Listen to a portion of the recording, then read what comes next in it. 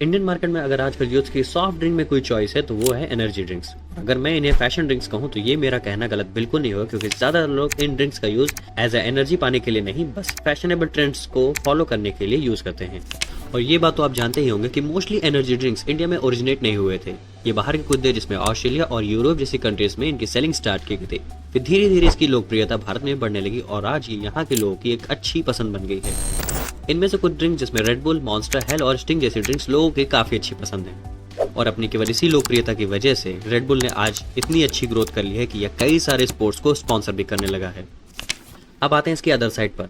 कई बार हम जनरली तो इसे एनर्जी ड्रिंक के पर्पज से कंज्यूम तो कर लेते हैं, पर इसके साइड इफेक्ट्स को बिल्कुल नेग्लेक्ट कर देते हैं। और इस वीडियो में आपको मैं एक्सप्लेन करूंगा इंडियन एनर्जी ड्रिंक्स की मार्केट को, इन ड्रिंक्स के बारे में थोड़ा सा डिटेलेशन और इनके की इंग्रेडिएंट्स के बारे में, और इसका कैसे यूज करना चाहिए, ये लॉन्ग टर्म के लिए हमारी हेल्थ के लिए सेफ है या नहीं, और भी बहुत कुछ है इस वीडियो में। तो चलिए स्टार्ट करते हैं वीडियो।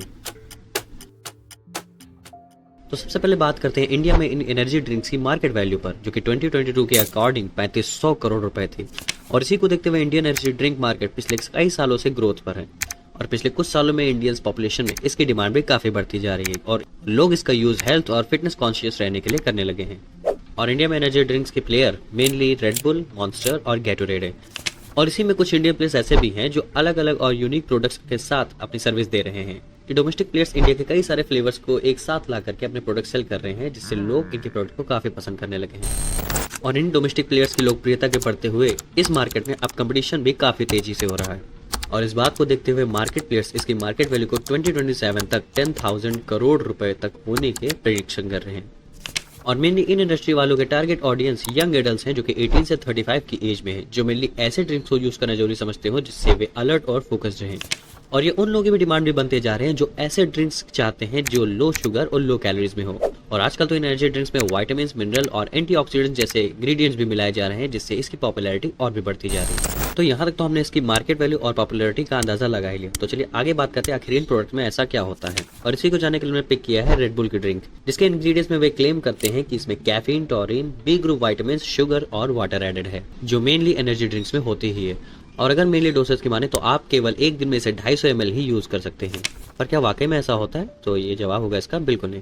कई सारे एनर्जी ड्रिंक प्लेयर इन सभी इंग्रेडिएंट्स को उनकी क्वांटिटी से कई ज्यादा मिक्स करके बेचते हैं, जिससे लोगों को काफी नुकसान होता है। मोस्टली अगर इन ड्रिंक्स में अगर हम कैफीन की क्वांटिटी अगर हाई होती है तो इससे आपका हार्ट रेट भी बढ़ सकता है और आपकी एंजाइटी को भी इंक्रीज कर सकता है। और मेनली चांसेस इसमें सबसे ज्यादा आपके हार्ट अटैक पे भी हो सकते हैं। और इसका नेगेटिव इफेक्ट अगर चिल्ड्रन की बात करें तो उनमें मेनली ओबेसिटी, डेंटल प्रॉब्लम्स और अदर हेल्थ प्रॉब्लम भी उनको फेस करनी पड़ सकती है। और इसी बात को देखते हुए इंडिया में कई सारे रूल और रेगुलेशंस भी बनाए गए हैं। Food safety and standard authority of India में मैन्युफैक्चरिंग, पैकेजिंग, लेबलिंग और सेलिंग को रेगुलेट करती है। और इसीलिए उन्होंने कुछ स्पेसिफिक गाइडलाइंस भी तय की है, जिससे इन एनर्जी ड्रिंक्स को फॉलो जरूर करनी चाहिए, ताकि इन चीजों का कंजप्शन सभी के लिए सेफ हो। जिनमें कैफेनेटेड ड्रिंक्स में कैफीन की क्वांटिटी 250 ml में 75 ग्राम्स ही होनी चाहिए। और डेली बेसिस कंजप्शन के हिसाब से टॉरिन का यूज इसमें 2000 मिलीग्राम ही होना चाहिए। और आइनोसिटॉल का यूज 100 mg पर डे के हिसाब से कंजप्शन होना चाहिए। और इन्हीं रेगुलेशन के बेसिस पर हमें ये कंसीडर करना चाहिए कि इन ड्रिंक्स को एक दिन में केवल 250 ml या एक ही क्वांटिटी में ही पीनी चाहिए। और इसका ओवरडोज हमारे लिए कितना ज्यादा प्रॉब्लमेटिक हो सकता है। और इसीलिए इन इंग्रेडिएंट्स की क्वालिटी को FSSAI ने हर एक अपने प्रोडक्ट पर लेबलिंग करना नेसेसरी कर दिया है।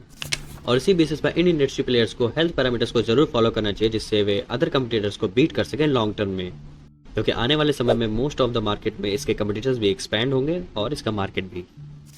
यानी ओवरऑल इस वीडियो का पर्पस यही है कि इन चीज़ों का यूज़ करें अपनी लिमिटेशन में। एंड आई होप मेरे हिसाब से आपके लिए जितनी हेल्पफुल इन्फॉर्मेशन चाहिए थी उतनी मैंने इस वीडियो में आपको प्रोवाइड की है। And that's all for today's video. नहीं, हमारे चैनल पर ऐसी और भी वीडियोस आपको अवेलेबल मिलेंगे, जिन्हें आप जाकर के जरूर देख सकते हैं। और हमारे चैनल को सब्सक्राइब कर दिए ताकि ऐसी और भी वीडियोस आप तक पहुंच सकें। आपका बहुमूल्य समय देने के लिए बहुत बहुत धन्यवाद।